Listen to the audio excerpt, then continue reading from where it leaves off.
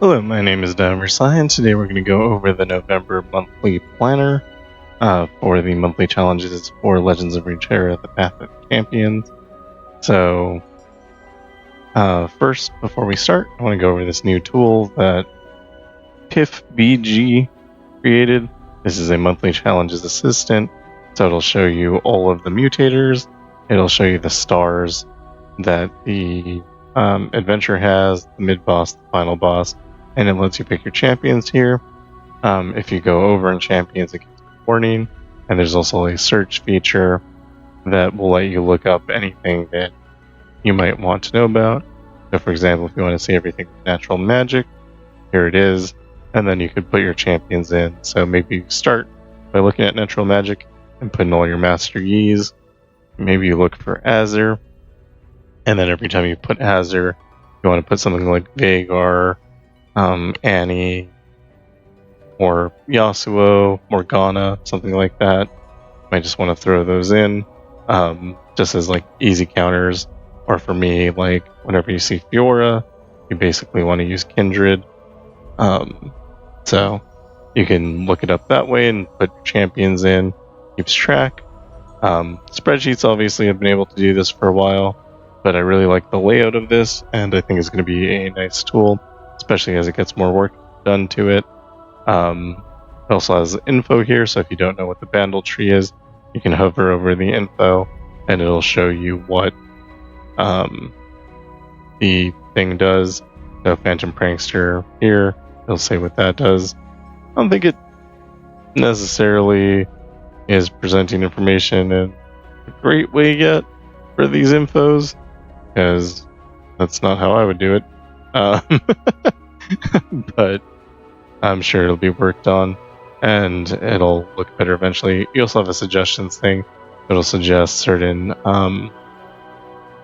champions that you might want to use, and I think all of this is going to get updated. It's just going to be better and better over time. Some of the spreadsheets already have this kind of information on them, but if you don't want to look at a spreadsheet, I find this more visually appealing, so you can look at this instead. Anyway, back to my monthly planner on this spreadsheet that is not visually appealing. So some changes that I've made to this from last time. I put how many stars my champion has, so if you see something that looks weird, and then you see how many stars it has, you can go, oh, he has a lot of stars, so that's why he wants to use Misfortune. And we're in a place where you might not want to do that, and you could substitute out something that you have that has a lot of stars, something that's just generally strong. I do have my relic section as always. I might change that as I start going through the adventures. I might decide that like Spell Shield is important for something. I don't know yet. I might just go with what it says here. Who knows? And then I haven't tested these, but these are free-to-play relic options. This has no epics except full build. You can get full build by doing the Aurelian Soul adventure. But aside from that, these would be substitutions that I would make if I had to make them. But I haven't tried them out yet.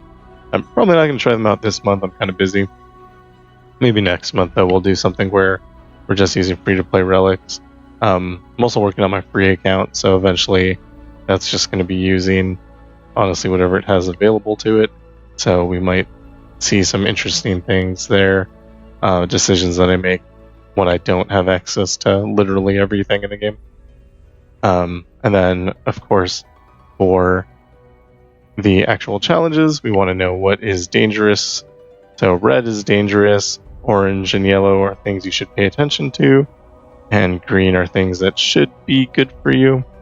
So I've marked everything that's Azir, Zed Katarina in red, Ezreal, and Victor should be in orange. Maybe I didn't mark enough Victors. But yeah, Victor should be orange because he's pretty scary. I guess I didn't mark him. And so, yeah, those are the things you should be paying attention to. In particular, I want to bring attention to a couple of these. So 20 has Zed with Domination. Domination is round start the foe rallies. You need to know what the mutators are. what they do, you can look here. I have them all listed with what they do, or you can just expand these columns and it'll show you what they are. I just have them hidden because otherwise you can't see anything. But yeah, so Zed with domination is a problem. And then you have Katarina with natural magic. I think Katarina is reduced in cost. Generally, I'm not sure if it's by 1 or 2, but this means the foe will either be able to play Katarina for free or for 1, and then also the Blade's Edge every time they play Katarina will also be free. Fortunately, Master Yi is a straight counter with natural magic, and you should be able to live that way. Also, if you have Crown Guard Inheritance, you'll be able to level up immediately as soon as you get 1 strike in, and then you can counterattack and win the game, because you can build Master Yi to any amount of stats that you want. So that's how you're going to deal with these two. But if you aren't aware that this is happening, you'll probably get attacked 6 times on round 1 by Katarina, and you'll die. So just, be aware. Fizz here has Scout, so that can be a problem for you. Let's see what else. We have Azir with Mortal Marks. I don't think this is too bad, but just something to pay attention to. Fiora with Mortal Marks means that she'll be able to challenge your units and then basically kill off any unit. So just be aware. We have Chronicle of Ruin a couple times in this. So you could use something like Teemo there, where you just die and come back, and then if you use double Star Gems and Guardian Angel, you can make an army of Teemos. It's pretty fun. Here, because I'm a little afraid of Katarina, I'm going with Annie, but I think a lot of options will actually end up working there, and Annie is probably an overreaction to it. We have Azir here with Gathering Storm. I marked this one because Gathering Storm will stun your units on attack, so it'll stun one of your units on attack. So you might just not have blockers for a giant Azir attack. Same with Lulu, actually. Lulu can make a lot of units on the board. We do have Victor and Azir here, and I really don't like that. That's kind of scary. Just because those are both strong champions. You have Misfortune with Mortal Marks here. The Misfortune has Make It Rain, so there's the possibility that you could play things with 1 hit point and then lose all your units. So just be aware of that. Try to bait out mana before you drop everything. This is Ezreal with Animated Armor. Animated Armor gives Formidable. You just need to know that it exists, basically.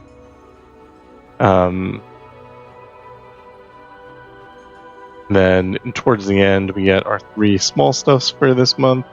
So this will set your units to 1/1 on 63, 66, and 68. I'm choosing to use Jinx on 68 and 66 because there's just a lot going on and I don't want to deal with it. Ezreal combined with small stuff is a problem because he'll be able to static shock all of your 1 health units, which will kill them. Black Shield might be a good option here, but I think just using Jinx and not having to worry about whether Jinx is on the board or not will be great.